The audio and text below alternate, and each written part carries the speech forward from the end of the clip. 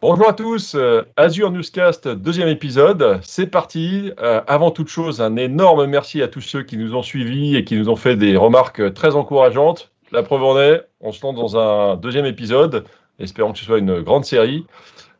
Toujours la même équipe, à mes côtés, Nicolas Claire. Salut Bonjour à tous. Nicolas.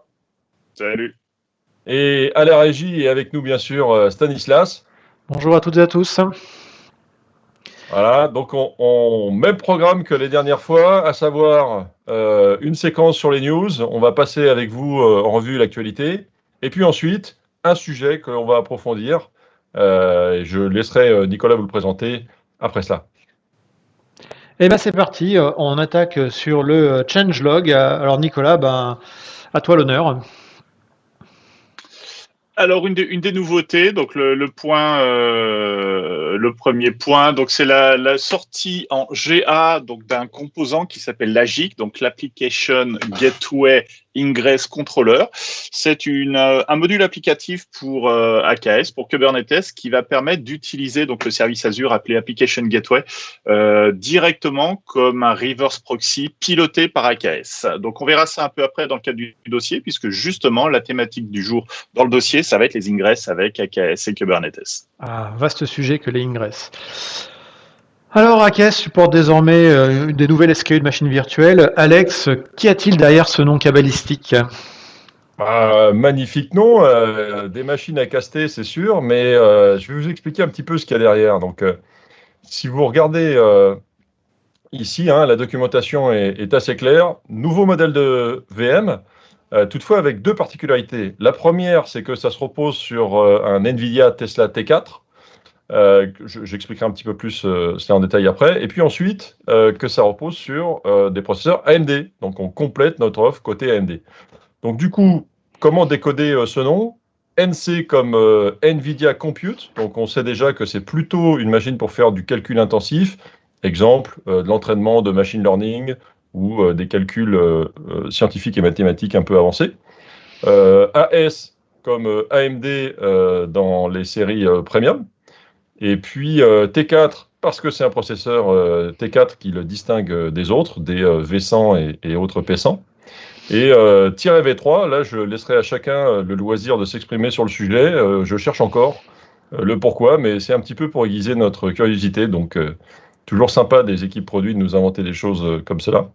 Alors précisons effectivement que normalement les V quelque chose correspondent aux générations de machines virtuelles. Donc effectivement, les V1, V2 et V3 existaient déjà dans la série NC en version processeur Intel. Donc normalement ici, on devrait plutôt avoir une V4. Et en fait, là, on ne sait pas si le gars qui a fait la nomenclature a déconné ou pas. Du coup, l'underscore, c'est pareil. Je ne suis pas sûr que l'underscore était présent dans les autres versions. Voilà, mais c'est pas grave. On a noté que la plus grosse erreur, c'est qu'il n'y ait pas de cas à cast. Ça nous aurait fait plaisir. Exactement. Ça aurait été un clin d'œil mérité. Et la petite précision, le T, c'est pour Tesla. Oui, complètement. Bel hommage. Donc les T4, globalement, c'est un processeur qui va être un GPU qui va être hyper intéressant parce qu'en fait, il se positionne un peu plus entrée de gamme par rapport au V100 et P100. Si on regarde la partie performance, ça donne quelque chose comme ça. Donc vous voyez là, en je vais vert, mettre ton bureau parce que du coup tu parlais mais je t'avais pas mis ton bureau. Voilà, c'est bon. D'accord. Donc là, on voit un petit graphe sympathique où on voit le positionnement en performance. D'accord. Donc il est nettement en deçà des P100 et des V100.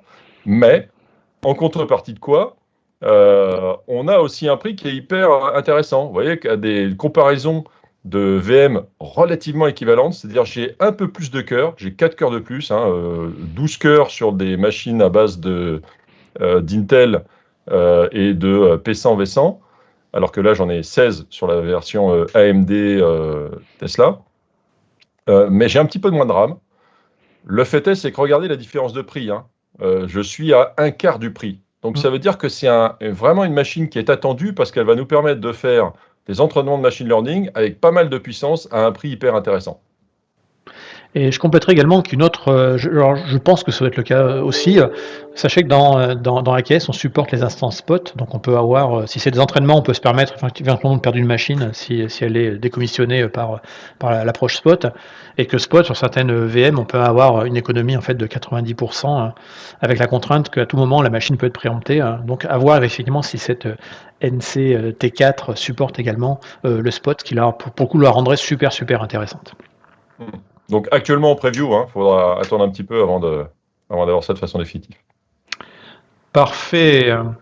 Eh bien, autre nouveauté plutôt intéressante, c'est le support dans l'AKS Manage AAD de l'Azure Conditional Access. Donc je rappelle que actuellement on a avec le AKS Manage AD la capacité en fait d'intégrer un cluster Kubernetes directement avec l'identité d'Azure Active Directory, sans pour autant faire la mécanique ou l'ensemble des procédures qu'il fallait faire au préalable pour faire cette intégration qui est assez compliquée.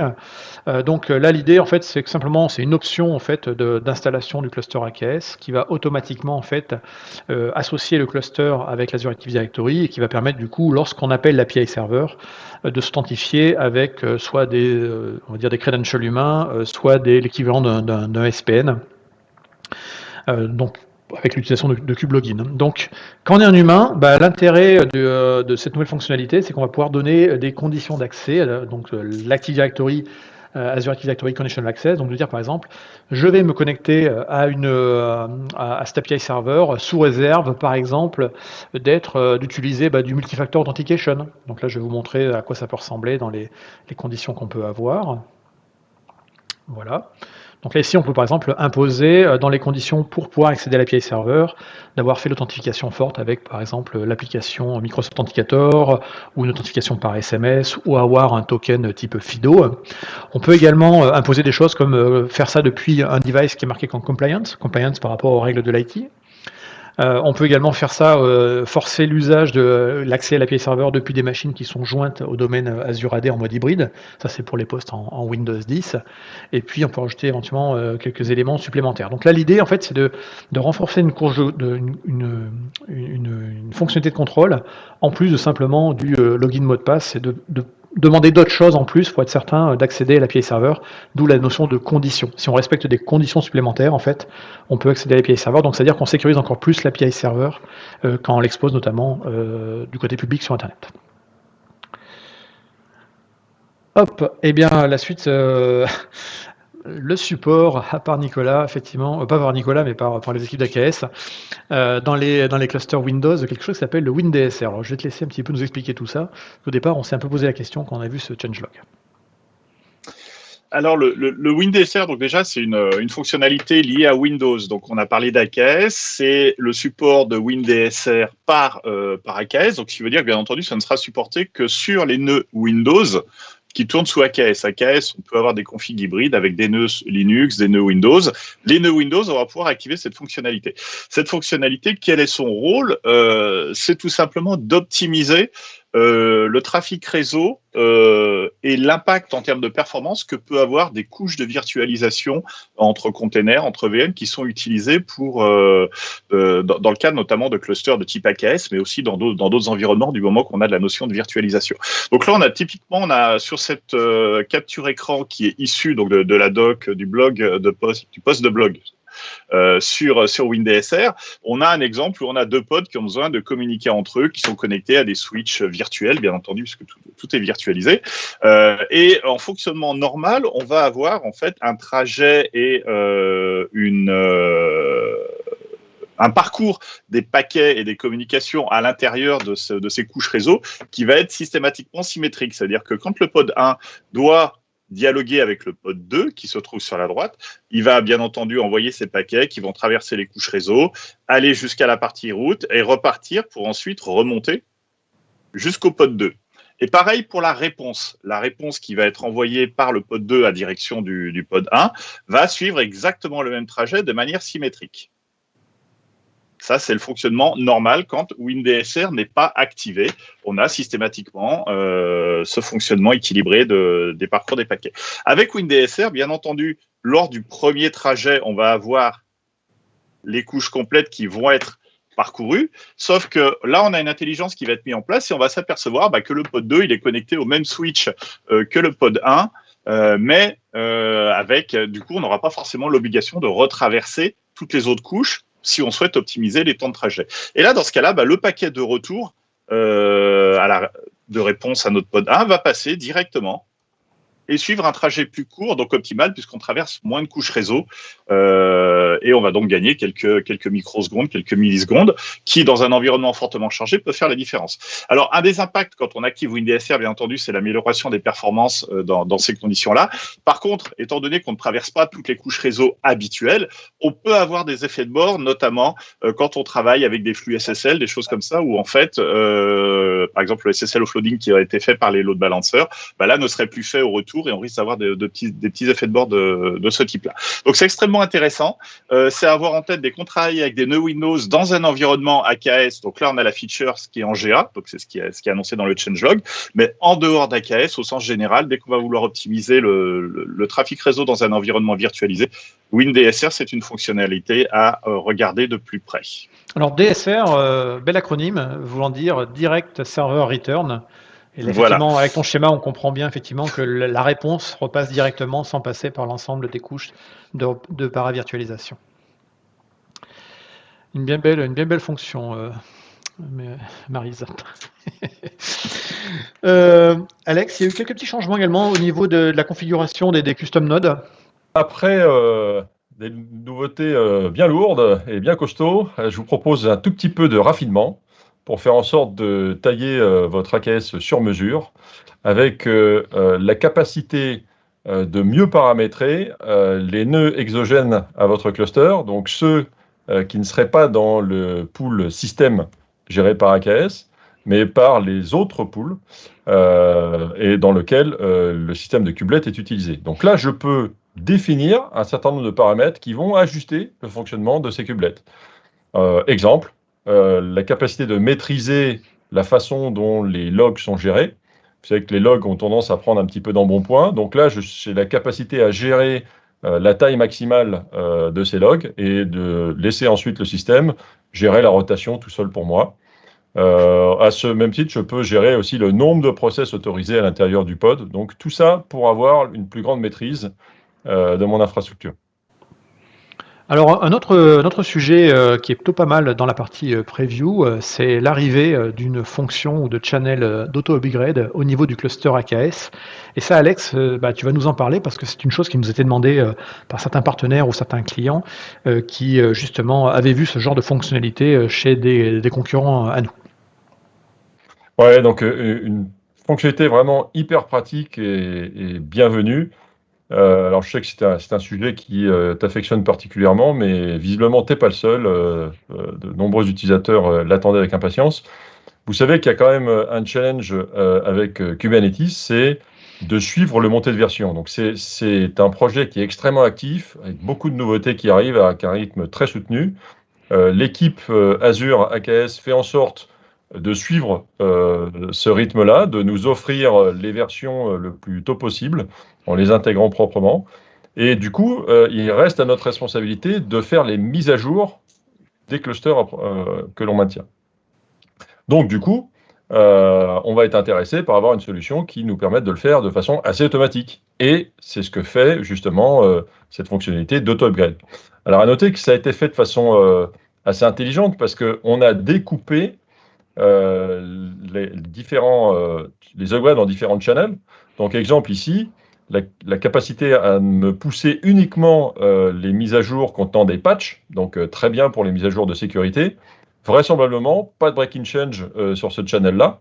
Donc, je peux le faire, je peux l'activer et ça va gérer automatiquement pour moi les mises à jour de mon cluster au rythme des nouvelles versions qui arrivent dans AKS. Et puis, si je veux... alors moi, je le conseillerais plutôt pour les clusters de dev, de test, travailler sur les versions stables. Donc là, attention, hein, on pousse des mises à jour significatives de Kubernetes. Donc, à faire avec toutes les précautions possibles. Enfin, c'est possible, c'est là, et c'est hyper intéressant. Et puis, bien sûr, les versions rapides. Donc là, toute version, si petite soit-elle, est poussée.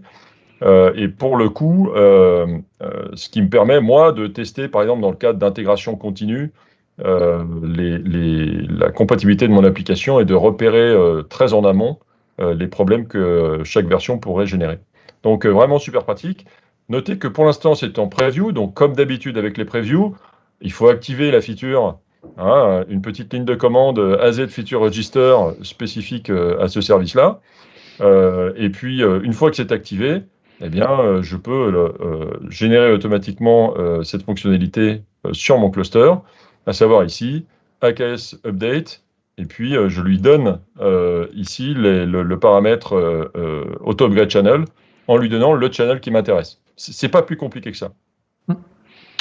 Et donc, c'est plutôt une bonne chose. Alors attention, faites simplement juste attention sur la prod, à pas faire des channels, des montées de version de Kubernetes trop importantes. Les mineurs, c'est bien, les stables, les breaking change ne sont pas forcément une très bonne idée. De toute façon, cette fonctionnalité est encore en preview, donc on ne la recommande pas dans tous les cas pour de la production. Alors, le changelog annonce quelques bugs qui ont été corrigés, rien d'extraordinaire là-dessus. Et dernier point intéressant, un changement comportemental qui est à connaître, c'est que si vous avez un cluster qui aujourd'hui fonctionne avec un service principal, ce service principal, vous savez, alors s'il est créé par le cluster, s'il est créé par le cluster lors de l'installation du cluster, il a le secret aura une durée de vie de 1 an. Si c'est vous qui l'avez créé, vous pouvez lui donner une durée de vie de 2 ans, 1 an, 2 ans ou l'infini. Mais dans tous les cas, généralement, souvent, en fait, la plupart des clusters qui ont été déployés avec le mode crée-moi automatiquement le service principal associé. Donc ça veut dire que généralement, 12 mois, au bout de 12 mois, le cluster risque d'avoir un problème si on n'a pas fait une opération de maintenance derrière. Et donc l'opération de maintenance, en fait, qu'il va falloir faire, c'est un moment de réinitialiser le secret, donc de faire un reset du service principal, soit en changeant effectivement juste le secret, soit en remplaçant le service principal. D'accord ? Donc ce qu'il y a comme changement comportemental, c'est que désormais, quand vous allez faire cette opération-là, donc qui est nécessaire à faire quand on a un cluster Kubernetes avec l'utilisation du service principal, eh bien, le fait de déclencher cette opération va automatiquement déclencher en fait un node image upgrade in place. Donc ça veut dire qu'en gros, chacun des nœuds va être remplacé par un nouveau nœud, et au passage, donc nouveau nœud qui sera paramétré avec le nouveau secret, et au passage du coup on fait un upgrade également de l'image des nœuds. Je vous rappelle que dans la dernière vidéo, donc allez voir l'épisode numéro 1, on vous parlait effectivement des différentes images qu'on peut avoir au niveau des worker nodes, et donc le fait de faire la reset principale va mécaniquement vous faire en fait un node image upgrade. Donc ça veut dire que vous allez avoir un rolling upgrade qui va être fait sur l'ensemble des nœuds de votre cluster. Donc si votre cluster contient beaucoup de worker nodes, ça peut prendre un petit peu de temps, donc attention à cette opération-là. Et puis si vous créez des nouveaux clusters, je ne saurais encore vous encourager à utiliser plutôt des managed identity à la place des services principal, parce que pour le coup, de managed identity, la rotation des secrets est faite de manière automatique par nous, en fait, d'où le nom managed identity. Voilà. Rien de plus à dire côté actualité, donc le changelog, les deltas de jours entre les deux changelogs ici sont donc de 21 jours, on a fait 3 semaines, ce qui veut dire qu'on espère que la prochaine changelog sera d'ici 3 semaines avec une troisième vidéo. Mais avant de reparler d'actualité, on va passer au dossier du mois. Et ce dossier du mois sera fait donc par Nicolas. Boum.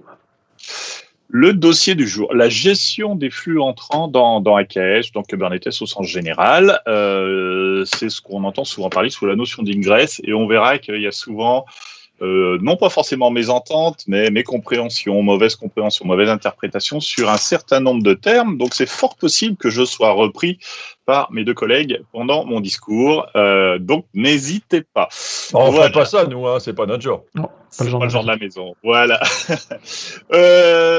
Les applications actuelles, quelle que soit un peu la plateforme de déploiement, en fait, sont de plus en plus complexes, sont composées de microservices. Donc pour ça, je vous ramène à un certain nombre de podcasts qui ont été publiés, qui parlent des microservices. Stan pourra nous mettre dans la description les différents pointeurs. Les applications donc deviennent compliquées, sont composées de plusieurs modules applicatifs. Un même site web, maintenant, c'est des dizaines, voire des centaines de microservices en arrière-plan. Le temps de l'application monolithique des dinosaures est fini. Et je dis ça parce que j'ai vécu cette période-là aussi. Et on a du coup cette variété d'éléments dans le back-end, à l'arrière-plan de notre application. Malgré cette complexité, Notre utilisateur en face, lui, il veut toujours plus de simplicité, il veut toujours que les choses restent simples à mettre en œuvre, il veut une URL, il veut pouvoir accéder, il n'en a rien à faire de savoir ce qu'il y a derrière l'URL en question ou derrière son navigateur. Charge à nous de lui rendre la vie simple et d'agréger tous ces microservices, ces API, et de les rendre visibles de manière simple à travers une simple URL. Donc, on a besoin de faire cette agrégation, de composer un site web en agrégeant ces microservices. On va vouloir travailler sur le scaling aussi, tout simplement la montée en charge pour s'adapter au nombre de personnes qui utilisent le site, mais aussi de manière plus fine les besoins sur chacun des microservices. On a donc déployé pendant très longtemps, on est resté au niveau des équipements réseau, mais avec la complexité des applications, on a besoin d'avoir des équipements d'agrégation, de composition de microservices qui soient de plus en plus puissants, de plus en plus efficaces. Ça a été la notion de reverse proxy. Donc c'est un terme qui est arrivé il y a quelques années, c'est pas nouveau, qui a pour rôle en fait d'exposer à l'extérieur une vision cohérente d'un ensemble d'éléments un peu variés, distincts, hébergés sur différentes machines, avec peut-être des règles de déploiement distinctes, mutualisées sur plusieurs éléments ou différenciés. Donc, on a cette diversité. Le reverse proxy va nous permettre d'apporter une vision claire, simple, pour notre utilisateur. Il va falloir le configurer, bien entendu, pour mapper les différents éléments de notre application en sous-partie d'URL pour les rendre accessibles de l'extérieur de manière cohérente. Notre reverse proxy peut aussi avoir d'autres rôles que cette simple agrégation de microservices. Il va aussi apporter des rôles dans la sécurité. Il va permettre notamment d'analyser les flux rentrants, vérifier qu'on n'a pas des tentatives d'injection de code ou ce genre de choses. Il va aussi pouvoir décharger les applications finales de la gestion, de la sécurisation, du cryptage des communications avec le SSL. Donc, c'est le reverse proxy qui va prendre ça en charge. Et bien entendu, vu qu'on a parlé de montée en charge avec d'instances multiples de nos microservices, la capacité à suivre l'état de santé de ces différents microservices, qu'ils soient applicatifs web au sens HTML ou API derrière. Donc, on a des sondes de santé qui vont être utilisées pour vérifier si tel ou tel service est disponible et si c'est le cas, si ce n'est plus le cas, du moins, de les retirer en fait de l'accessibilité. Donc si je résume, Nicolas, je te coupe pour te laisser un peu respirer. Je sens que tu vas nous claquer dans les pattes si tu continues à parler à ce rythme-là. Le reverse proxy n'est ni plus ni moins en fait qu'une solution réseau travaillant à la couche 7, principalement HTTP, HTTPS, et va permettre de faire plus de contrôle qu'un équipement réseau bête qui lui travaillerait maximum couche 3 et 4, en gros avec des numéros de port et des adresses IP. Voilà, le reverse proxy va être capable d'analyser le contenu des requêtes qui arrivent et qui ressortent pour éventuellement travailler dessus. Bien entendu, ces équipements nécessitent de l'administration. Plus l'application est compliquée, plus on a de fonctionnalités, plus on a besoin, on a une charge d'administration qui est importante. Donc le verdict des applications modernes, c'est qu'elles sont compliquées la plupart du temps. Un site de e-commerce moderne peut maintenant avoir plusieurs dizaines, voire centaines de microservices à gérer ensemble. Si on continue à les gérer manuellement, bien entendu, on a une réactivité très très limitée en cas de changement, mais on a aussi des risques en termes de sécurité. Plus un élément est complexe à gérer, plus on a de risques de voir apparaître des failles de sécurité. Avec bien entendu un coût d'administration au sens global, que ce soit en termes de temps ou en termes d'argent significatif. Donc on a cherché à orchestrer et à automatiser les plateformes applicatives modernes, donc à savoir les rendre le plus efficace possible et apte à effectuer un certain nombre de tâches par elle-même. C'était l'arrivée de la notion d'orchestrateur et notamment la notion d'orchestrateur à base de containers comme Kubernetes. Donc il y en a d'autres, mais celui qui est clairement sorti du lot et qui est le sujet de ce podcast, c'est Kubernetes, notamment dans sa déclinaison Azure avec AKS. Puisqu'on parle de Kubernetes, comment ça se passe avec Kubernetes ? À peu près comme le graphique un peu précédent, le schéma précédent, compliqué, mais avec beaucoup plus de choses. On va pouvoir avoir des règles de montée en charge automatique à l'intérieur du cluster, que ce soit en termes de nœuds ou en termes de nombre d'instances d'éléments applicatifs. On a tout un ensemble de concepts, la notion de service qui vont nous permettre de piloter comment sont exposés nos différents modules applicatifs, de manière stable en interne, tout en garantissant la souplesse de déplacement des différentes instances, donc les pods et les containers à l'intérieur du cluster. On va avoir des sondes d'activité.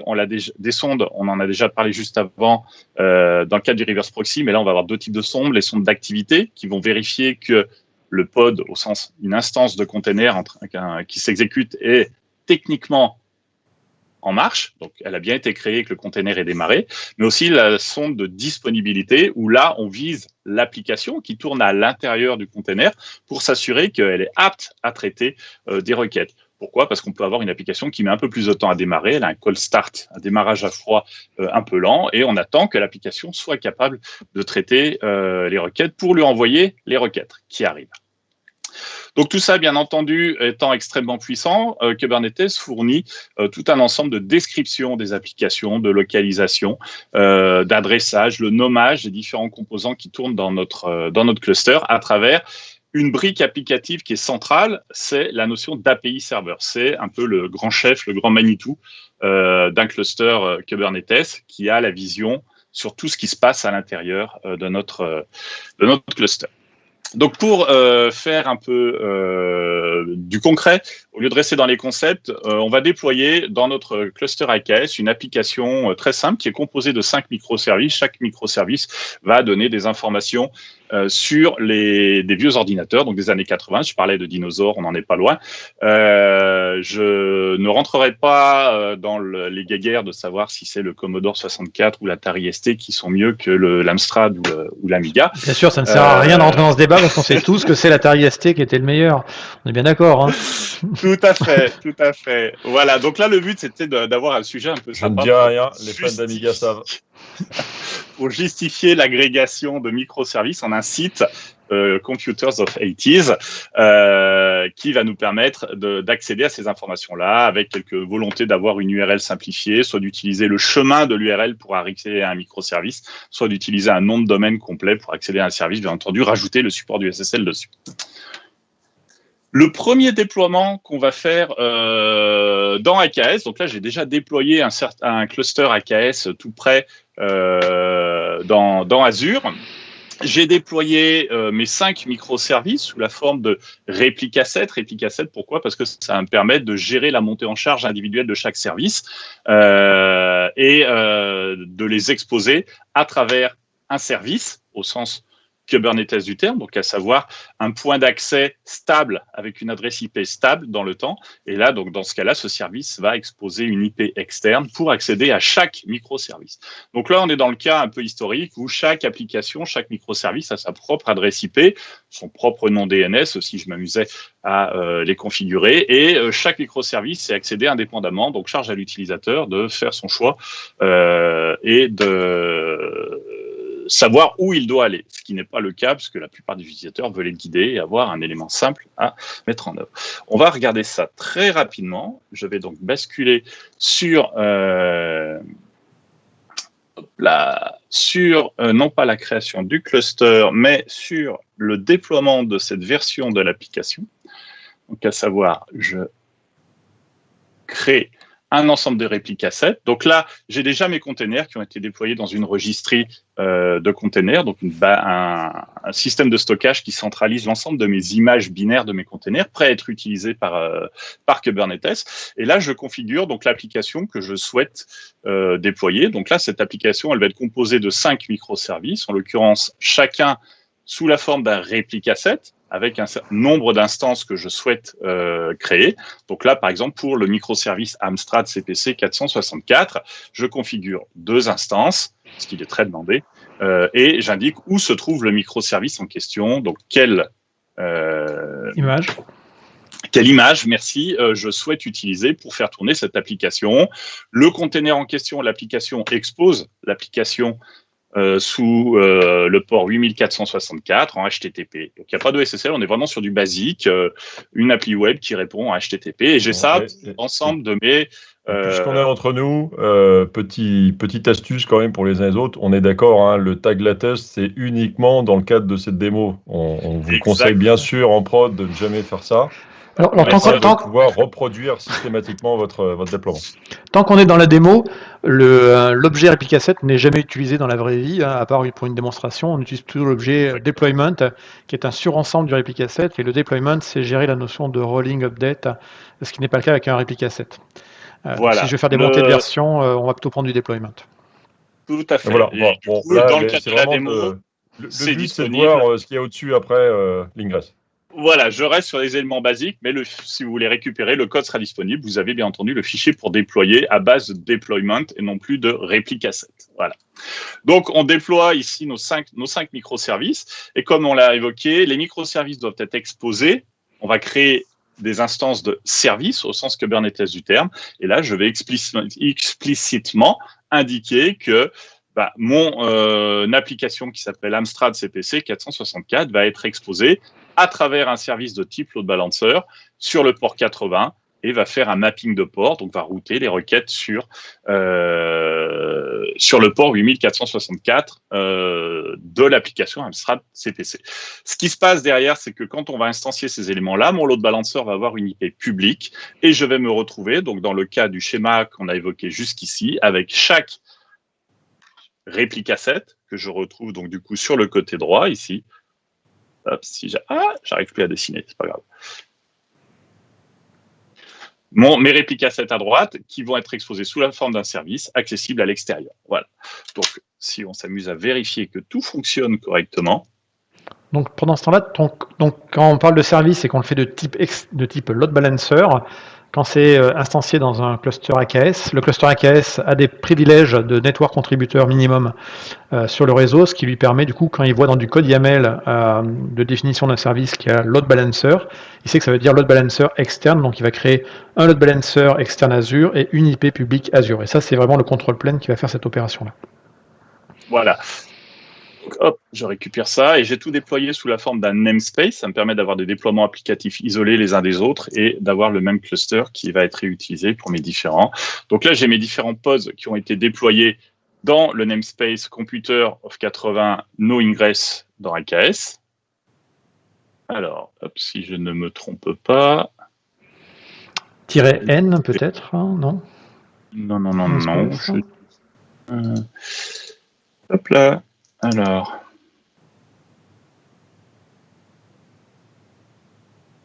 On va refaire la démo. Hop. Get pods. J'utilise la version abrégée et c'est juste parce que le kubectl de mon shell ne pointait pas vers le bon cluster. Donc là, on voit bien que j'ai mes 3 instances d'Amiga, mes 2 instances d'Amstrad et puis une instance pour chacune qui est disponible. Au passage, j'ai bien aussi mes 5 services qui sont disponibles, qui exposent chaque réplica set en fait sous la forme d'une adresse IP externe. Et là, donc du coup, je peux prendre cette IP-là, si je ne me trompe pas, en faisant mon copier-coller et aller la tester dans mon navigateur. Ici, voilà.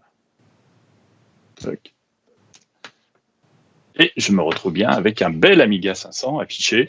Au passage, merci Nicolas. Et que le load balancing fonctionne bien. Ça, c'est une démo qui fonctionne.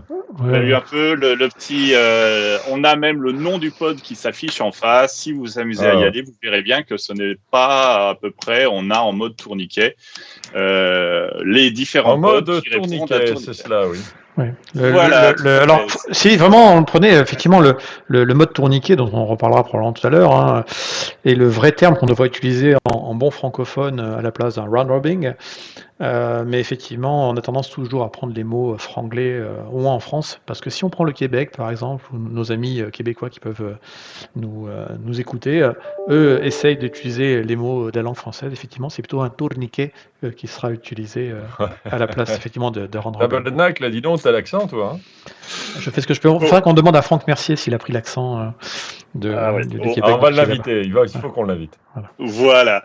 Donc, voilà une petite démo rapide. On est en mode très classique. Il n'y a pas d'intérêt particulier, si ce n'est qu'on a nos services et nos microservices qui tournent derrière. Maintenant, je souhaite agréger ces microservices sous la forme d'une seule et même application, la rendre accessible sur une seule et même adresse IP avec un même nom de domaine. Je vais donc avoir besoin de mettre en place un reverse proxy pour accéder à ces applications. Dans le cadre du projet Kubernetes, il y a une notion qui a été définie, c'est la notion d'ingress. Et ça permet de définir comment on va gérer, de quelle manière on va gérer les flux entrants dans un cluster Kubernetes destiné à des pods, à des applications qui tournent dans ce cluster, mais sans imposer une implémentation concrète, une manière technique de faire les choses. Donc, on a les concepts, on a les briques pour concevoir la solution, mais il n'y a pas de solution toute faite par défaut dans Kubernetes. Alors, le projet Kubernetes en propose une solution, on va dire, standard, mais on est libre de choisir celle qui nous intéresse, et c'est ce qu'on va voir un peu dans le reste des démos, les 2 ou 3 solutions courantes qu'on rencontre avec AKS dans Azure. Donc, le principe basique de fonctionnement d'une ingress, parce que là, c'est pareil, entre nous, on en a discuté pas mal de temps avant. On a plusieurs concepts, plusieurs termes, plusieurs éléments qui se regroupent. Mais pour faire simple, on a nos applications qui sont déployées sous la forme de pods, donc de containers qui s'exécutent. Ces applications sont elles-mêmes accessibles à travers des services que l'on a créés. Donc ça, c'est ce qu'on a vu à l'étape juste avant. Notre déploiement, les déploiements des services, les déploiements des pods ont été pilotés par l'API serveur. Donc c'est la grosse flèche bleue qu'on voit partir de l'API serveur ici, qui pilote tout ça. Donc l'API serveur a cette vision globale de ce qui se passe dans le cluster, où sont les éléments, à quel endroit ils s'ouvrent, sur quel port réseau ils sont disponibles. Là, tu me permets de faire une petite. Tu as fait un petit raccourci. C'est contrôlé par le control plane, mais. Le control plane. Ah, j'étais sûr. Oui, bien sûr. C'est pas c'est bien arrivé, mec, sur une auto. L'API attend des requêtes et il répond. Mais en fait, techniquement, derrière, il y a 2 choses qui vont tourner. Il y a le contrôleur qui va vérifier effectivement qu'on respecte bien les règles de configuration, ce qui est demandé, et il y a le scheduler qui va le déployer. Mais c'est pas grave. Tu sais que j'aime bien. Je suis un puriste dans les termes, c'est déjà assez compliqué comme ça. Ça permet d'avoir les deux bouts, la version au niveau, puis la version précise derrière. C'est bien d'avoir les deux. Maître Capello. Donc voilà, tout à fait. En canadien en plus, en québécois, pardon.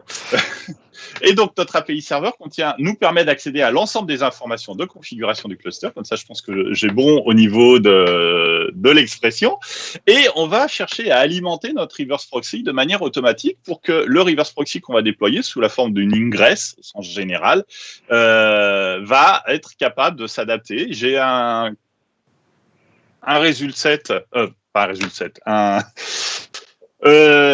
scale set qui va scaler, rajouter des instances. Il faut que je puisse les ajouter automatiquement derrière. J'ai une nouvelle application qui a été déployée. Je souhaite la rendre accessible de l'extérieur avec un certain nombre de règles d'ingress. On va pouvoir faire ça de manière automatisée. Donc, tout ce fonctionnement est défini derrière la notion d'ingress, en fait, avec Kubernetes. Maintenant, il nous reste à l'implémenter de manière pratique et de mettre en œuvre une ingress dans le cluster que l'on vient de voir avec nos 5 applications qui tournent. Les reverse proxy avec AKS. Alors, AKS, c'est la déclinaison Kubernetes qui est hébergée dans Azure sous forme de service managé. C'est un Kubernetes standard. Malgré ça, on a quand même un certain nombre de fonctionnalités, on va dire, qui sont disponibles ou plutôt utilisées par défaut avec notre AKS. Dans le cas des ingress, j'ai fait le choix. On va voir peut-être qu'il y a d'autres possibilités de parler de 3 ingress, 3 solutions d'ingress au sens général. Une qui est fournie en standard avec AKS, qui peut être activée de manière très simple, c'est le HTTP routing. On verra ses limitations.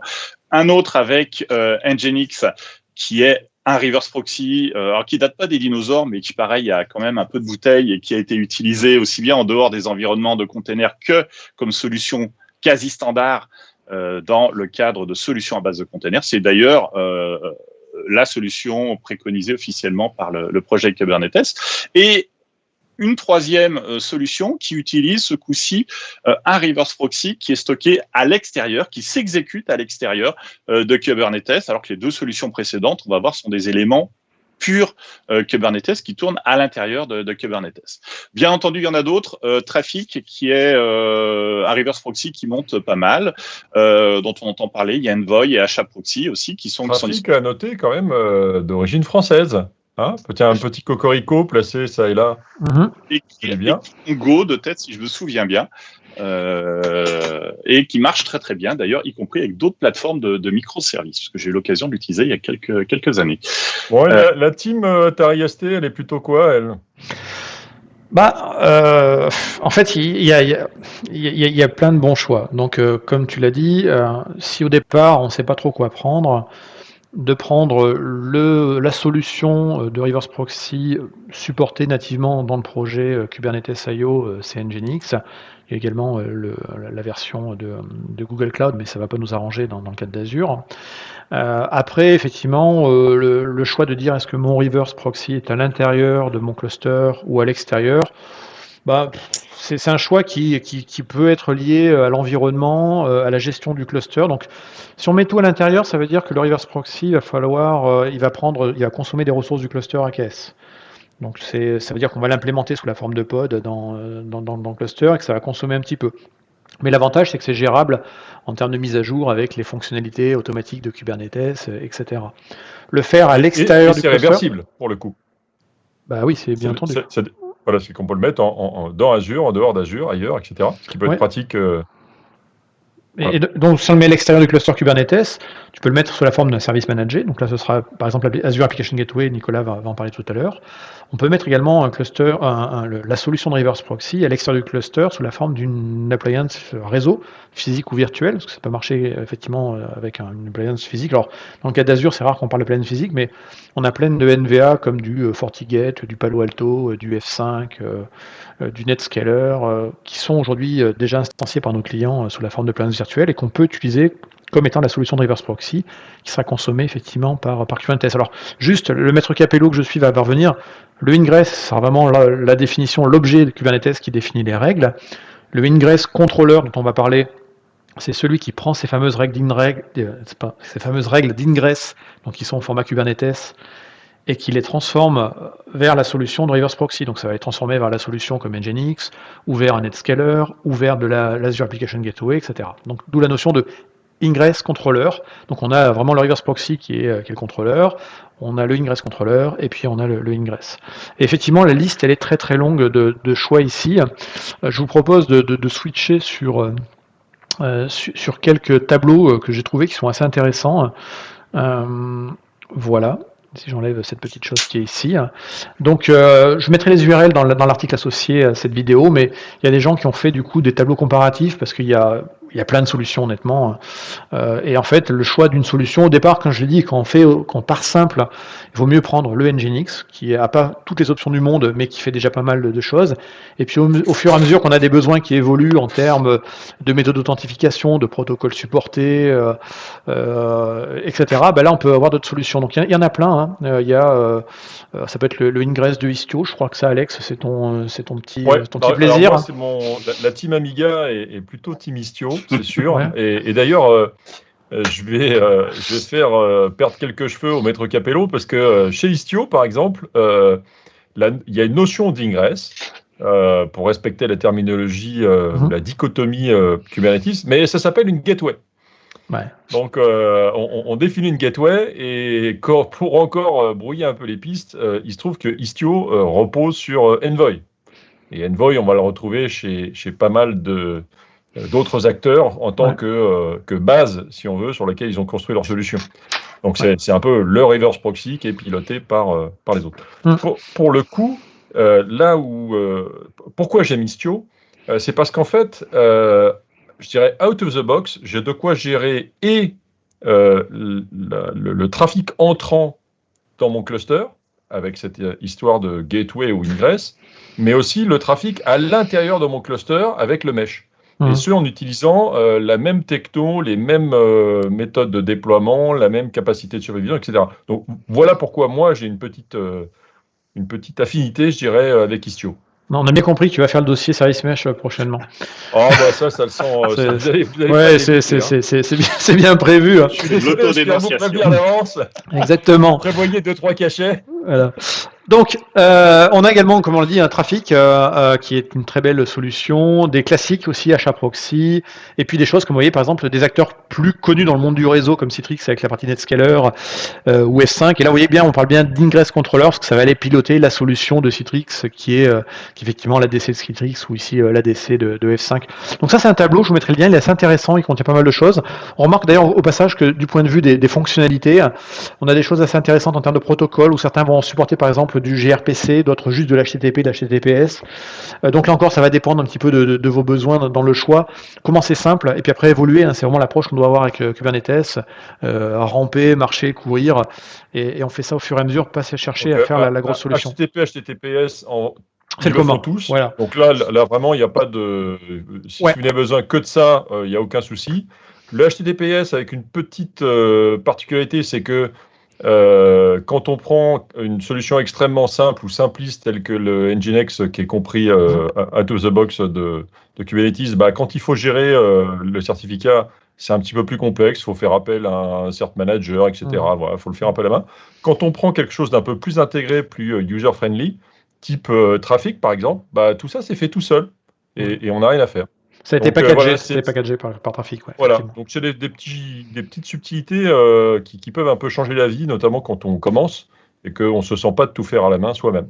Exactement. Alors, si ce tableau vous a plu, le tableau suivant est encore mieux. C'est un autre tableau d'autres gens qui ont fait des comparatifs. Donc là, c'est un peu plus joli, mais là, on retrouve toujours les mêmes. Nginx, Kong. Alors là, pour le coup, ils ont mis, il y a celle d'Azure qui est là. Voilà, il y a le HAProxy, il y a le History Ingress, etc. Et là, du coup, on a une autre vision. Donc, je mettrai les liens avec l'article et dessus également dans ce tableau. Effectivement, on a tous les classements protocole, type de client, est-ce qu'on fait du rate, voilà, pas mal de choses. Les stratégies de load balancer derrière, ici, le fameux tourniquet, les sticky sessions, etc. Là, il peut y avoir des choses assez intéressantes. Et du coup, on peut se poser la question, ok, c'est bien tout ça, mais bon, ok, Stanislas dit, bon, si vous ne savez pas au départ, vous prenez quoi? Prenez Nginx. Mais autrement, par rapport aux autres, il y a un choix qui est assez énorme. C'est quoi ce qu'utilisent les gens aujourd'hui ou ce qu'utilisent nos clients ou ceux qui font globalement du Kubernetes?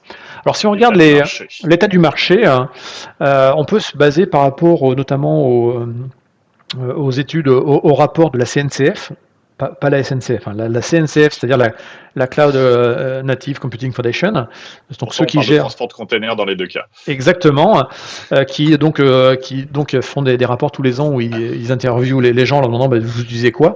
Alors si on regarde les chiffres qui avaient lieu en 2018-2019, on voit que le Ingress, la solution d'Ingress la plus utilisée, alors là je dis Ingress au sens large, d'ailleurs Reverse Proxy, c'était effectivement Nginx, parce que c'est nativement dans le projet Kubernetes et que c'est un des plus simples. Ensuite on retrouvait HAProxy. Alors pourquoi HAProxy, me direz-vous? Parce que c'est la solution qui est de base en fait dans OpenShift de Red Hat.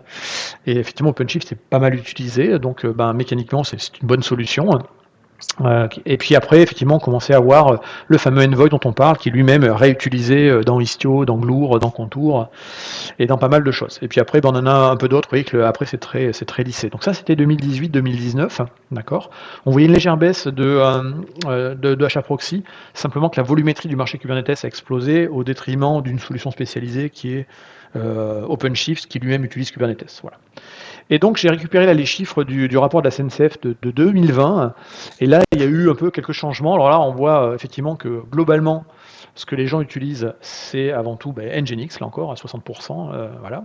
Sachant que c'est pas exclusif, on peut avoir plusieurs ingress également dans un cluster, mais globalement les gens et à noter que là on mixe probablement le Nginx qui est fourni à l'intérieur du projet du CNCF et celui Nginx Plus qui est fourni par Nginx lui-même. Exactement. Donc on ne sait pas trop quelle est la part entre les deux, mais voilà. On va dire, c'est basé sur la solution Nginx. Et puis on remarque ensuite, effectivement que l'acteur suivant, effectivement, c'est Envoy maintenant qui a bien monté, qui est passé du coup devant HAProxy, qui du coup est en train d'une position. Et après notre petit à l'origine français trafic et juste derrière et fait partie effectivement des choses assez utilisées. Et puis après, il y en a plein. Là, ça devient plus exotique ici, mais on retrouve alors soit des acteurs connus du monde historique du monde historique du réseau en termes d'ADC, d'application delivery controller, donc le F5, on a du Citrix ici, etc. Et puis après, effectivement, on retrouve également le Metal LB qu'on retrouvera dans les implémentations plutôt côté data center que côté cloud, ou dans des choses comme du micro K8S ou du case notamment. Voilà. Donc ça, voilà. Ouais, moi, je me permets de vous livrer mon petit logiciel. Si vous avez des besoins vraiment très modestes, très simples, du HTTP, éventuellement un petit peu d'HTTPS très basique, la version intégrée dans Kubernetes de base, c'est suffisant, ça marche bien, c'est propre. Y a pas c'est pas un truc au rabais, c'est vraiment utilisable et sympa. Si vous voulez aller un peu au-delà de ça, avoir une meilleure vue de ce qui passe à l'intérieur de votre cluster, une simplification du déploiement des certificats pour la partie SSL. Trafic est vraiment très user-friendly, ils ont vraiment une attention toute particulière à l'expérience à la fois de déploiement et d'exploitation. Et puis, après, comme je vous l'ai dit, un manette de cœur, c'est Istio, mais quand je dis Istio, derrière, c'est Envoy, c'est-à-dire c'est quelque chose d'assez paramétrable, pointu, véloce, peu gourmand en ressources, et donc je dirais que après, ça a été surfacé, si on veut dire, avec différentes saveurs. La mienne, c'est Istio, mais il y en a d'autres. Voilà un petit peu comment je réagirais. Et au passage, Envoy est un projet mature de la Cloud Native Foundation, au même titre que Kubernetes au Prometheus. Hein, et l'origine de Envoy, c'est les gens de Lyft, hein, donc le concurrent de Uber, qui avait besoin effectivement d'un reverse proxy pour tous leurs microservices qu'il y avait derrière. Et du coup, ce fameux Envoy, on va le retrouver dans Connect, hein, qui est le service mesh de Consul, hein, donc de HashiCorp. Et puis, si on regarde d'autres services mesh, mais ça, je ne vais pas trop rentrer dans les détails parce que tu en parleras plus tard, mais si on prend par exemple Linkerd pour son ingress, et ben là, ils disent pareil, un peu comme dans Kubernetes, ils disent allez-y, vous pouvez choisir, il y a plein d'ingress controllers que vous pouvez utiliser, ça peut être Nginx, là encore, on retrouve Trafic, etc. D'accord ? Ouais, ils n'en ont pas encore, mais franchement, je ne serais pas étonné que d'ici quelques temps, ils en aient un. Oui, c'est pas effectivement impossible. Allez, les paris sont ouverts. Il faut s'engager un peu dans cette émission-là. Voilà. Donc après, globalement, choisissez, est-ce que vous voulez gérer vous-même le truc dans Kubernetes et vous avez plein de solutions possibles et imaginables, ou est-ce que vous dites, ok, moi, la scalabilité de la partie... tu picoles là, Nicolas ? Tout à fait. Alors, c'est ma bouteille de café. Ah oui, d'accord. C'est ma bouteille de café. Il reprend des forces. Justement, parce qu'il sent que ça va lui revenir. C'est pas terminé là. Voilà, je me prépare. Prends des forces. Donc effectivement, si vous voulez pas vous embêter à cette gestion et la rotation également des montées de version de Nginx, de Envoy, de Trafic, etc. L'autre approche, effectivement, c'est de prendre un service manager comme Azure Application Gateway, où là, pour le coup, effectivement, le maintien en conditions opérationnelles, les montées de version, la sécurisation, elle est assurée par le fournisseur de cloud, en l'occurrence Microsoft. Et du coup, là, tu vas nous montrer par la suite, Nicolas, comment on va pouvoir utiliser ça. Et je vais te repasser la main. Voilà, donc là on a vu un peu les préférences et puis l'état de l'art du marché. Moi je sais que je me suis bien amusé avec Trafic, avec Service Fabric, donc qui était un autre orchestrateur d'une équipe Microsoft. Et c'est vrai que Trafic était très bien intégré aussi. Voilà. Donc on va continuer dans nos reverse proxy avec AKS. Et là on va se concentrer plus particulièrement sur le j'ai le plus basique, qui a l'avantage d'être disponible et installable très très simplement. C'est ce qu'on appelle la fonctionnalité d'HTTP routing, qui est en fait un add-on, donc une fonctionnalité activable à la demande sur AKS. Donc c'est une fonctionnalité d'AKS en tant que telle, et qui va nous permettre d'activer un reverse proxy basique à l'intérieur de notre cluster et bien entendu tout en s'intégrant dans la logique de fonctionnement des ingress que Stan nous a si bien décrit précisément. Voilà, donc là on retrouve nos applications et lorsque l'on va activer en fait l'HTTP routing sur notre cluster, on va avoir en fait un ensemble de pods qui vont être déployés dans le cluster, qui vont avoir le fameux rôle d'ingress controller. Donc décidément, chaque fois je zappe le stylo, voilà. Donc, qui va avoir pour rôle de récupérer les informations à travers l'API serveur, les informations de configuration de notre cluster, de les traduire en directives qui vont être envoyées à notre reverse proxy en tant que tel, à savoir, même dans le cas de l'HTTP routing, c'est un Nginx packagé sur lequel on ne pourra pas forcément tout activer, mais c'est le même cœur que Nginx qui est utilisé pour que notre reverse proxy puisse fonctionner. Et puis les règles d'ingress vont être positionnées pour expliciter pour chaque microservice comment le reverse proxy va les rendre accessibles, sous quel nom de domaine, est-ce qu'il doit faire une réécriture de l'URL, et ainsi de suite. Donc, très basique, la fonctionnalité HTTP routing d'AKS, qui va en plus nous fournir un nom de domaine basé sur l'Azure DNS exposé automatiquement pour tester nos microservices. Et donc, on va pouvoir tester nos règles d'ingress de manière assez simple. Cette fonctionnalité HTTP routing n'a pas été pensée ni conçue pour de la production. On a évoqué juste avant, pendant le petit break d'échange libre, tout un ensemble de reverse proxy vraiment destinés à faire de la production. L'HTTP routing est plutôt destiné pour des clusters de développement, de tests, mais pas pour faire de la production. Donc très simple à activer. AZ AKS, la commande en ligne de commande pour activer la donne, quelques dizaines de secondes, et on a une fonctionnalité donc de reverse proxy disponible dans notre cluster AKS.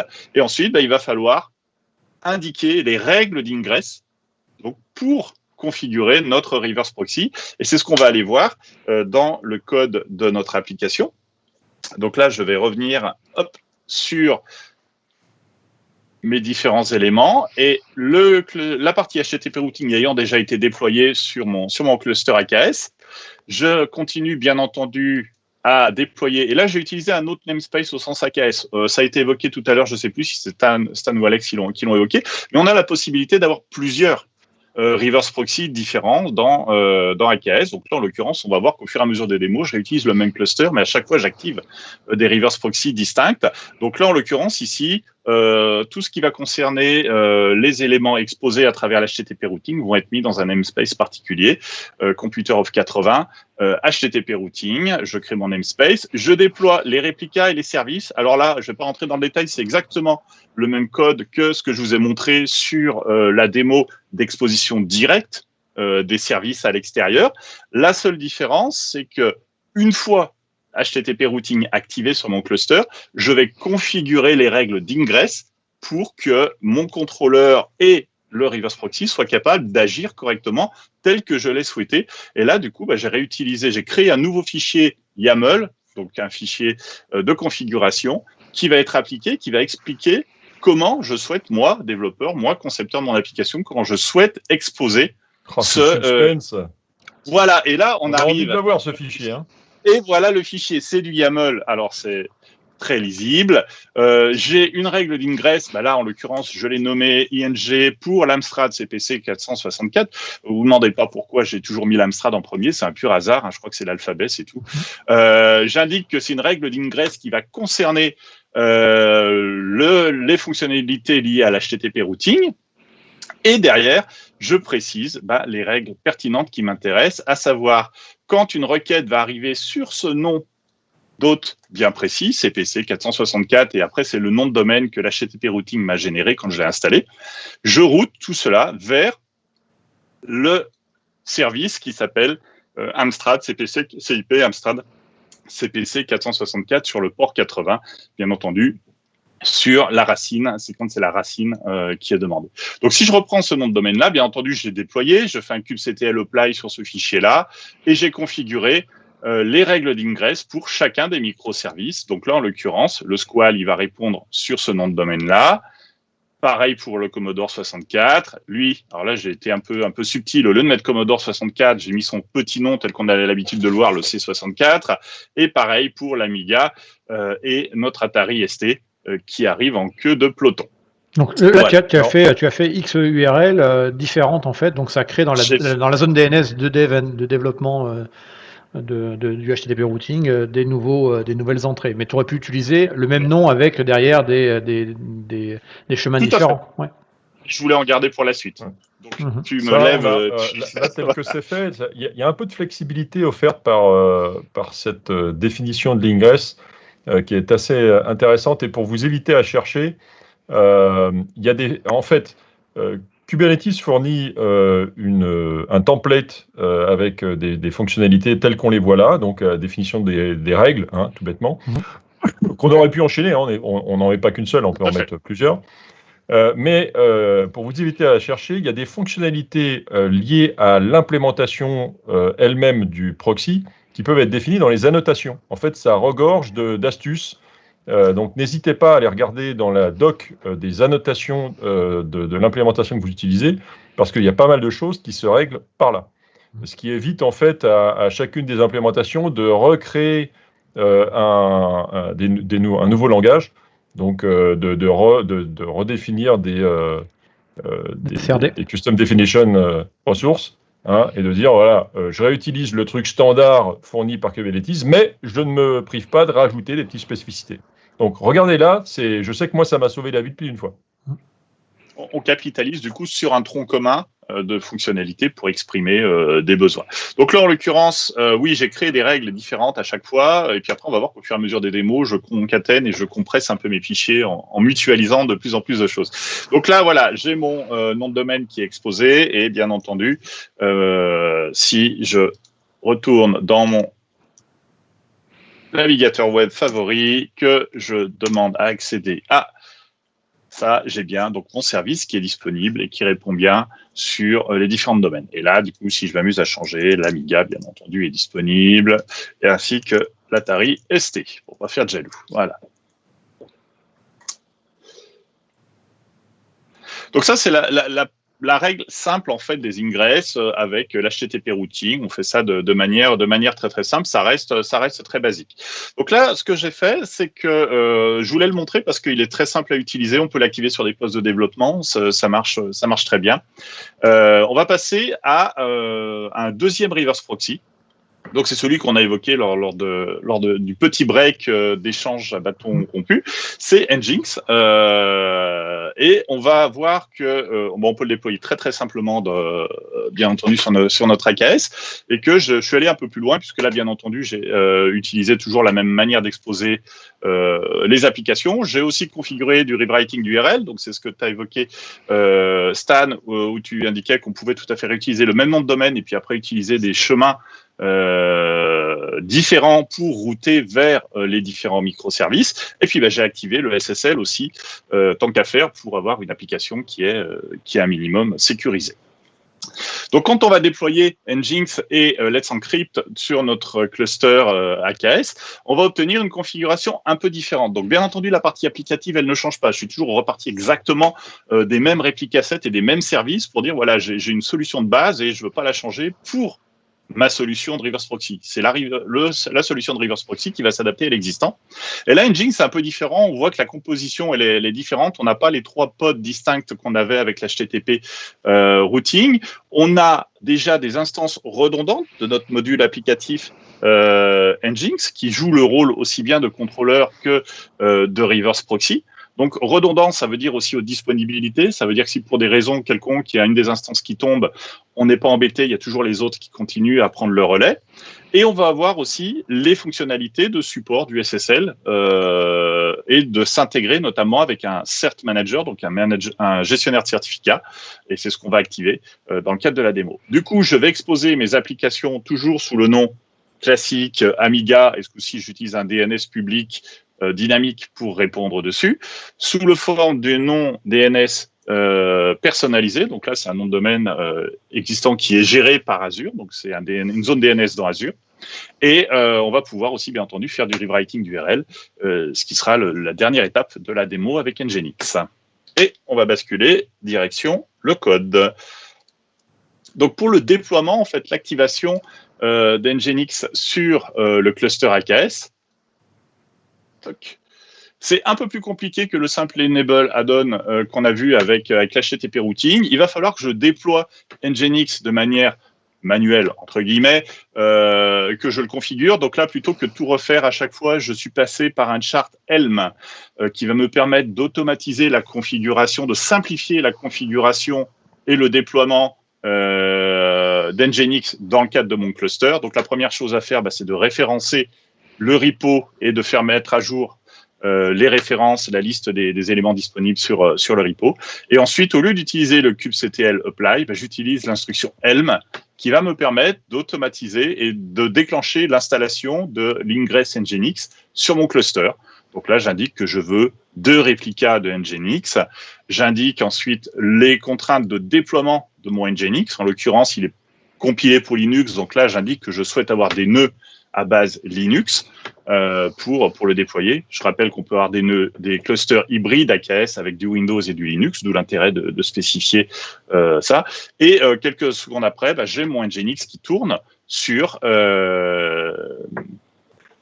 dans mon cluster AKS avec un certain nombre de pods qui ont été déployés. Maintenant, exactement comme avec l'HTTP routing, le reverse proxy est déployé.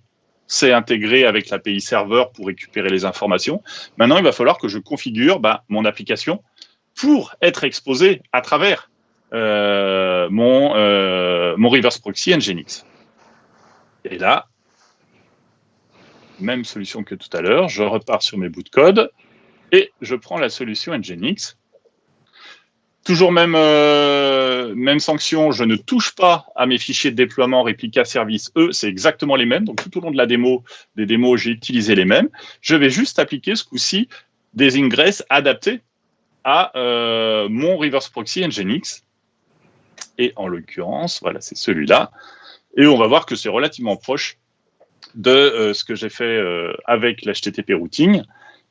Ce qui change, c'est la notation. Au lieu de spécifier que je cible HTTP routing, je cible Nginx, ce coup-ci.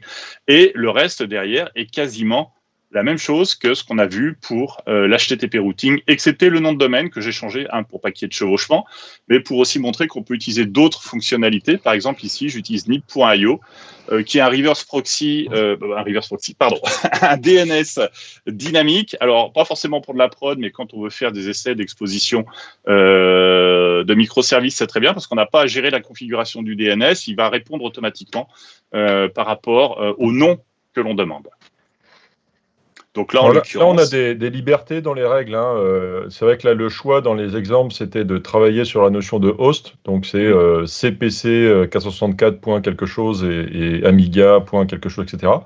Et on peut travailler sur la notion de path. Donc, c'est-à-dire c'est ce qu'il y a après le nib.io. On peut travailler avec des expressions régulières. Ça, c'est hyper pratique pour essayer de découper l'URL et finalement potentiellement de splitter tu sur dévoiles mes différentes versions de démos. service. Oh, pardon. Donc, franchement, j'ai hâte parce que c'est les parties qui sont sympas dans l'Ingress. Voilà, ouais, les expressions régulières, c'est sympa. Voilà. Ouais, mais bon, là, j'y vais progressivement. Donc là, on voit que j'ai plus qu'une seule spec que j'ai regroupée. Là, j'ai tous mes hosts ensemble. Si vous vous souvenez, pour la partie HTTP routing, j'avais créé autant d'Ingress qu'il y avait d'ordinateurs. Là, j'ai fait un peu des regroupements. Et là, bien entendu, tout ça ayant été déployé, mon application va être, elle aussi, de nouveau disponible sous ce nom de domaine. Mais alors, hop, fait exprès, j'ai pris le seul qu'il ne fallait pas parce que j'ai mis du SSL dessus. Voilà. Il fallait prendre Atari. Je te l'avais toujours dit. Voilà, c'était ça en fait. C'était Atari. Alors, faut enlever le HTTPS peut-être devant. Ça tous les coups, c'est l'effet démo. Voilà, hop. Et puis, comme tu dis, voilà. Donc là, j'ai pris le squal. Alors, pour ceux qui connaissent... C'est pas commun, ça. Ah non, il y en a très peu. Voilà. Je ne connais même pas. C'est ma petite passion. Il doit y en avoir 3 exemplaires en fonctionnement au monde. Voilà. Enfin, c'est purement franco-français. Voilà. Bon, sans rentrer là-dedans, voilà. Donc, on voit que ici, mon microservice est bien accessible et on y accède à travers Nginx. Donc le C64 aussi va fonctionner. Pour ceux qui veulent s'amuser à vérifier, vous verrez bien que c'est pas les mêmes ID de pod suivant qu'on utilise le nom de domaine HTTP routing ou le nom de domaine avec Nginx. Ça prouve bien que c'est des pods distincts qui ont répondu aux requêtes qui sont arrivées. Donc voilà, donc ça a été c'est la manière la plus simple. Moi, ce que j'ai voulu faire aussi après derrière, c'est comment je sécurise l'accès à ces différents services en activant la partie SSL sur mon ingress. Et donc là, je vais retourner sur le portail Azure, si je clique au bon endroit, et on va regarder la deuxième étape qui correspond à l'activation en fait de la partie SSL. Alors pas tellement la partie SSL parce que Nginx sait le gérer nativement, c'est surtout la manière de gérer les certificats et de produire les certificats pour que Nginx soit capable de les utiliser pour décrypter et sécuriser les communications. Donc là, on va déployer le Cert Manager. Donc c'est une brique logicielle qui va tourner dans AKS, qui va avoir pour rôle en fait de créer les certificats si besoin, puisque là, dans ce cas-là, nous, on a fait le choix d'utiliser la création dynamique de certificats avec Let's Encrypt, soit de gérer, de stocker les différents certificats que vous auriez disponibles pour votre entreprise, certificats officiels, bien entendu. Voilà. Donc là, un peu le même principe que tout à l'heure, on va repasser par du Helm pour déployer le Certificate Manager. Je le crée et je le déploie dans un namespace qui lui est propre. On rajoute une nouvelle définition. Donc, on l'a évoqué très rapidement tout à l'heure. Ici, je me crée une nouvelle définition de ressources AKS, donc une CRDS. Donc là, tout est dans un fichier GitHub, donc je le fais appliquer directement dans AKS. Et une fois que cette nouvelle définition, cette Custom Resource Definition a été appliquée à AKS, je vais pouvoir installer, déployer les éléments logiciels de mon gestionnaire de certificats à l'intérieur de mon AKS. Donc, une fois ça s'est exécuté, j'ai la brique pour gérer le SSL dans AKS. J'ai un reverse proxy qui supporte le SSL. Maintenant, il faut que je fasse le lien entre comment est-ce que j'utilise, comment est-ce que j'active le SSL sur mes différents microservices et mes différentes URL qui sont disponibles. Voilà, donc là, on a activé la partie gestionnaire de certificats et je retourne donc dans mes règles d'ingress. Donc, c'est toujours dans la règle d'ingress qu'on va définir toutes ces règles liées au reverse proxy. Et là, en l'occurrence, j'ai fait évoluer et j'ai indiqué que typiquement, mon Amstrad, je souhaitais l'exposer sous la forme en fait d'une URL sécurisée, donc en TLS, donc SSL. J'indique le secret que je souhaite utiliser. En fait, c'est là où va se trouver le certificat qui aura été généré par le Certificate Manager et Let's Encrypt quand on va le demander. Et bien entendu, j'aurais spécifié ici que je souhaite utiliser un certificat Let's Encrypt. Donc là, on a une ingress très proche des précédentes sur lequel je me suis contenté d'ajouter les informations concernant la génération du certificat que je souhaite utiliser derrière. Voilà. Donc là, on va faire un essai. Par exemple, j'ai un autre nom de domaine que j'ai utilisé sur lequel on a le certificat qui va être disponible.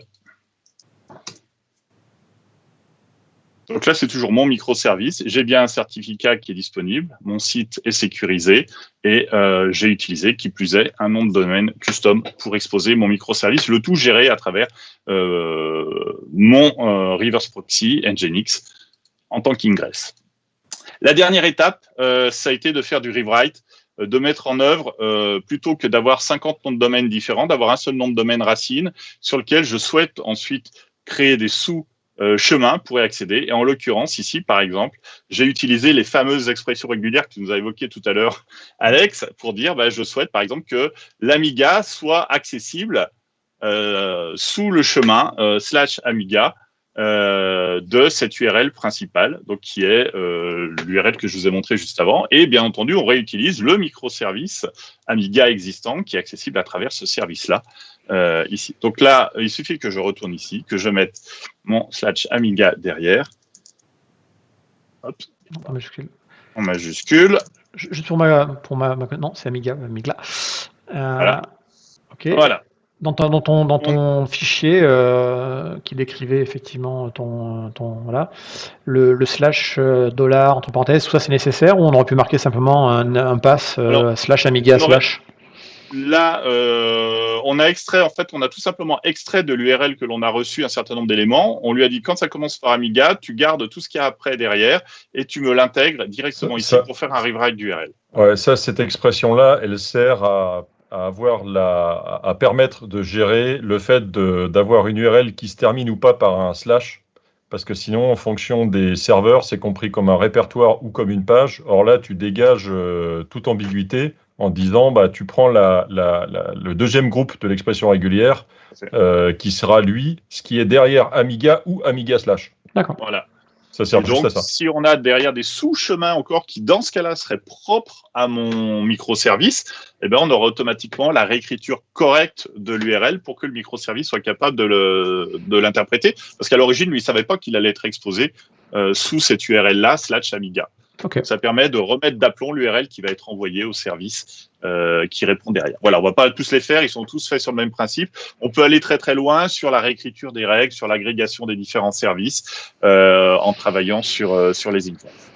Je prends 10 secondes, petite astuce, parce que je me suis fait avoir un certain nombre de fois. Dans les règles d'ingress, là, pourquoi faire un fichier plutôt que N? Une des raisons qui pourrait vous amener à en faire un seul, c'est qu'en fait, l'ingress va les exécuter dans l'ordre dans lequel ils sont inscrits. Donc, c'est-à-dire que si j'avais envie de mettre deux règles, par exemple, que je fasse un squal.computer-of-80s ou un computer-of-80s.kangaroo./squal, si j'avais envie d'avoir ces deux règles exécutées dans un ordre précis, pour garantir l'ordre d'exécution, il faut que je les mette dans le même fichier. Sinon, j'ai aucune garantie qu'ils soient exécutés dans l'ordre. Et donc, à débugger, je vous garantis que c'est super rigolo d'essayer de comprendre pourquoi certaines règles sont prises avant d'autres, etc. Bonne astuce. Voilà. Et le dernier reverse proxy sur lequel je suis concentré un peu, c'est la partie application gateway, donc le service Azure de reverse proxy, donc qui est utilisable avec AKS, mais qui est aussi tout à fait utilisable dans d'autres contextes. Donc c'est un service de reverse proxy multi-région, multi-zone. Il est redondant. On l'a évoqué très rapidement tout à l'heure. Quels sont les avantages d'avoir un reverse proxy à l'extérieur d'AKS par rapport à un reverse proxy qui tournerait à l'intérieur de notre cluster AKS? Là, on va capitaliser sur sur les fonctionnalités avancées de montée en charge, de disponibilité, le SLA qui est garanti sur les différents services Azure, sans surcharger le cluster Kubernetes qui, lui, va se concentrer sur son job, à savoir faire fonctionner nos microservices applicatifs. Sauf qu'à un moment ou à un autre, l'application gateway tel qu'il a été conçu à l'origine ne connaît pas Kubernetes plus que ça, ne sait pas comment fonctionne Kubernetes, il ne sait pas accéder aux informations de Kubernetes directement. Donc, on va créer, il y a eu un projet qui a commencé en mode un peu communautaire, si je me souviens bien, qui a été la création d'un module Ingress Controller, donc qui sera déployé dans notre cluster AKS et qui a pour rôle en fait de récupérer les informations issues du cluster et de les transformer en directives de changement de configuration qui seront appliquées à notre application gateway sous la forme d'un template ARM, donc une méthode de déploiement standard dans Azure. Et on a du coup ce composant AGIC, Application Gateway Ingress Controller, qui a pour rôle de faire cette passerelle. Alors lui, il a vraiment juste pour rôle de piloter notre application gateway au sens mise à jour de la configuration de l'application gateway. C'est pas lui qui gère le trafic, lui il ne voit pas du tout passer le trafic utilisateur. Il se contente de répercuter et de traduire les ordres de configuration. Alors, ce qui est vendu par les bénéfices ou ce qui est vendu également par l'équipe Azure Application Gateway là-dessus vis-à-vis de ce composant-là, c'est que le fait d'utiliser une solution de ingress de type reverse proxy qui soit externe au cluster Kubernetes ici, ça permet également de gagner en termes de latence. Un réseau notamment pour les communications entre la passerelle et le pod, plutôt que d'arriver depuis l'extérieur par les load balancers sur les pods qui instancent le reverse proxy, qui eux-mêmes vont reparler à l'intérieur du cluster vers les pods. Là, il semblerait, d'après les équipes, que on ait des meilleures performances effectivement en termes de latence d'accès. Et puis effectivement, on allège la configuration en termes de compute, de traitement du cluster en tant que tel, parce que les pods, il n'y a pas de pod instancié à l'intérieur, si ce n'est pour la configuration, mais c'est pas ça qui prend de la ressource. Petit point. En termes de dispo, c'est pas négligeable parce que si l'ingress ne fonctionne pas à l'intérieur de votre cluster, il n'y a rien qui fonctionne en fait. Hein. Ouais, c'est voilà. le point d'entrée. Ouais. Donc si on peut avoir un élément solide, robuste à l'extérieur et d'avoir cette capacité d'avoir de la redondance, etc., et d'avoir un peu plus de tolérance à l'intérieur du cluster, c'est quand même pas mal. Ça peut solidifier éventuellement votre solution. Et puis, il faut... Alors, en plus, ça intègre... On peut activer la licence WAF, donc du Web Application Firewall, voilà, qui va permettre effectivement d'appliquer les règles de l'OWASP. Et donc, c'est pas une configuration en plus qu'on a à faire soi-même en partant de rien avec un reverse proxy où on n'a pas forcément ces solutions-là.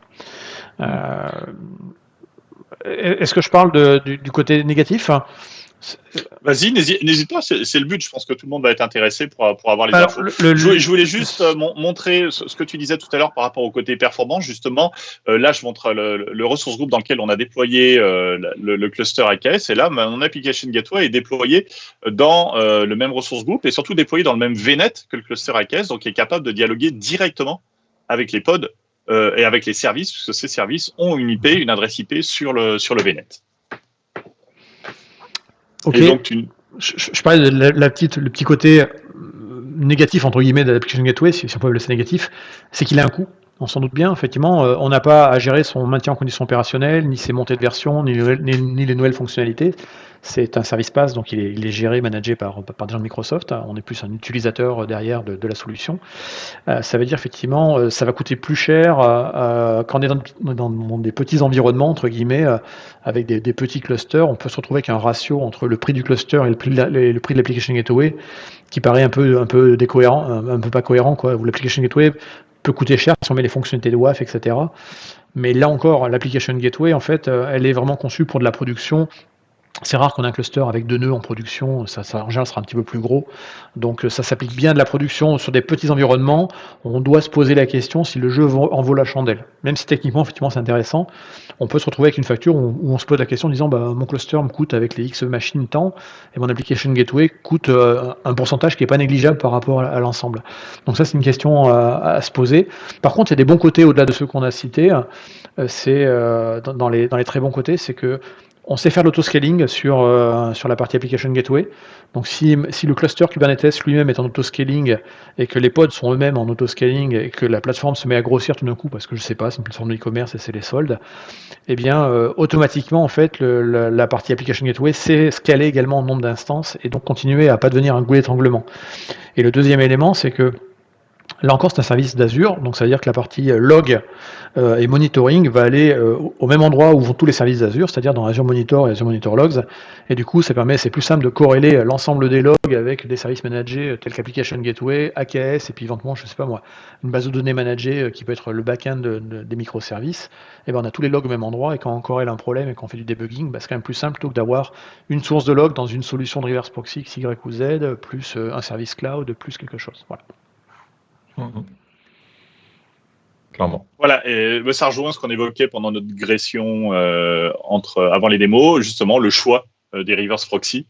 Pour faire de l'ingress dans AKS, on a une multitude de choix et on choisit celui qui nous correspond mieux, soit par rapport aux fonctionnalités, soit par rapport au coût aussi, puisque ça fait partie des critères. Donc là, je reviens sur mon AKS avec l'application gateway. Du coup, je vais vous montrer la partie portail. J'ai déployé à l'intérieur de ce cluster-là, alors non pas ma petite application avec mes 5 microservices, mais une autre application de démo, parce que j'ai pas eu le temps de faire un peu mieux. Et en fait, je me retrouve avec que je reprenne le namespace default. Pod. T'es sur déploiement là. T'es sur déploiement. Oui, voilà. J'étais sur workload, déploiement, remonte, top. Voilà. Ok, merci. Voilà, et donc j'ai déployé une application, donc ASP.NET toute bête, qui affiche quelques infos, qui est exposée bien entendu avec un service derrière, et on a défini une ingress qui va exposer cette application à travers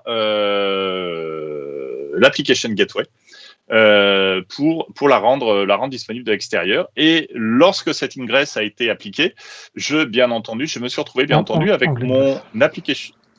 Pardon ? Tu as oublié de montrer le ingress, mais c'est pas grave. Ah oui. Donc, si tu reviens sur ton cluster, tu avais... reviens sur ton cluster. Voilà, donc... oui, je suis pas allé dans... Oui, tout à fait, c'était l'application gateway. C'est ça que tu cherchais tout à l'heure. En fait, voilà, c'était pas ça. Je voulais montrer mon template, mais c'est pas grave. Hop, et si je retourne...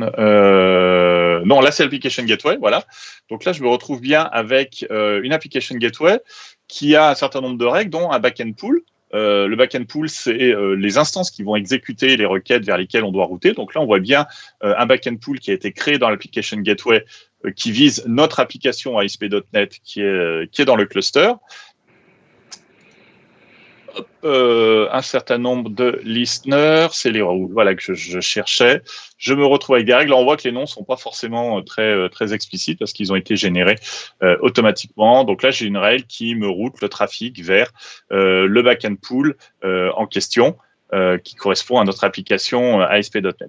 Ce que je voulais juste vous montrer très rapidement, puisque on a passé beaucoup de temps dessus, c'était le fichier. Et ben non, je ne l'ai pas, donc Tu peux aller dans ton cluster AKS et je vais te montrer. Reviens dans ton cluster AKS. Dans ton cluster AKS. Ouais. Voilà.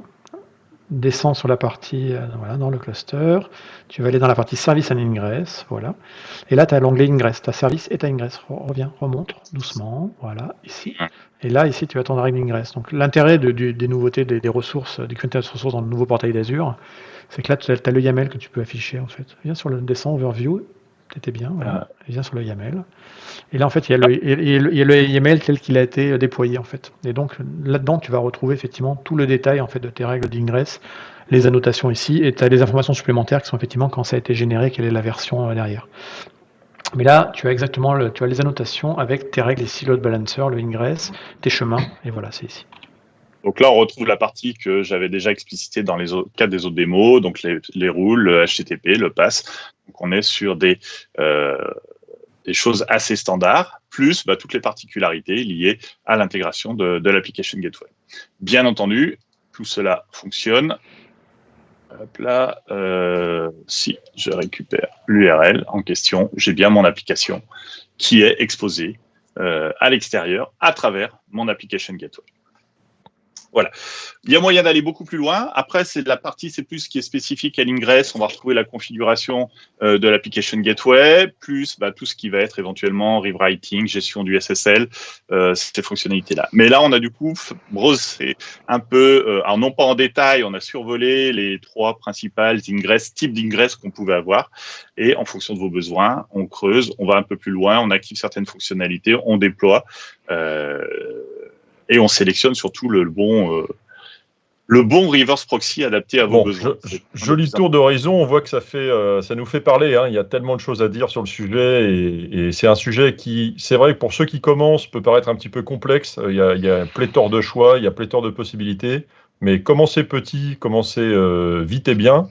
Et puis, ajouter les fonctionnalités. Vous avez vu que ça ne remet pas du tout en cause ce que vous avez pu déployer à l'intérieur du cluster. Donc, votre application n'est pas impactée par le type d'ingress que l'on met devant. Donc, voilà, il n'y a pas d'appréhension à avoir. Ça se change assez bien. Et il y a vraisemblablement une solution qui va vous convenir, qui existe sur le marché. Voilà. Et je vais résumer du coup les différents types de solutions faites pour faire de l'ingress dans AKS. On va dire les plus simples dans un premier temps.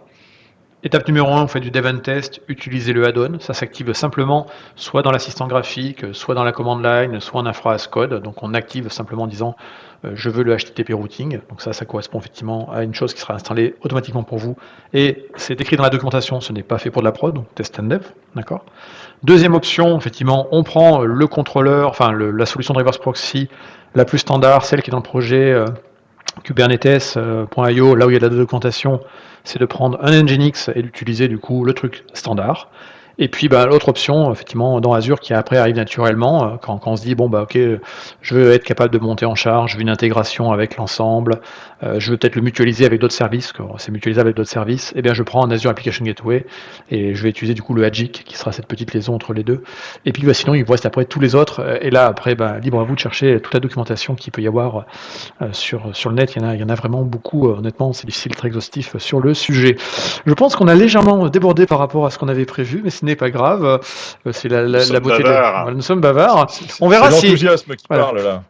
On verra si Alex va pouvoir faire mieux lors du prochain dossier. Alex, quel sera le prochain dossier pour faire un petit teasing avant d'envoyer l'écran de fin?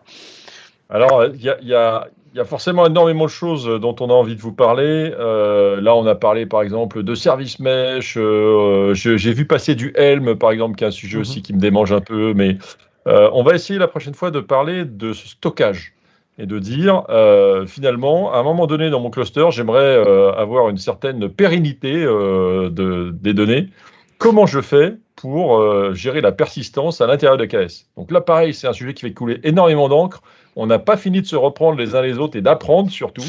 Donc ça promet d'être passionnant. Et bah du coup, on se revoit au prochain changelog. Hein. On est d'ici 3 semaines, 2 semaines en fonction de la réactivité, 4 semaines au pire. Et donc là, on est aujourd'hui le 4 février. Bah, on va dire d'ici, allez, fin février. Fin février, on se retrouve pour l'épisode numéro 3. Merci à toutes et à tous de nous avoir suivis jusqu'au bout. Et à bientôt. Puis si vous avez des commentaires ou des améliorations possibles, n'hésitez pas à nous en faire part, soit via les commentaires, soit en nous contactant direct via les différents médias. Ça peut être LinkedIn, ça peut être Twitter, etc. Merci à toutes et à tous et au revoir. Au revoir. Salut à tous.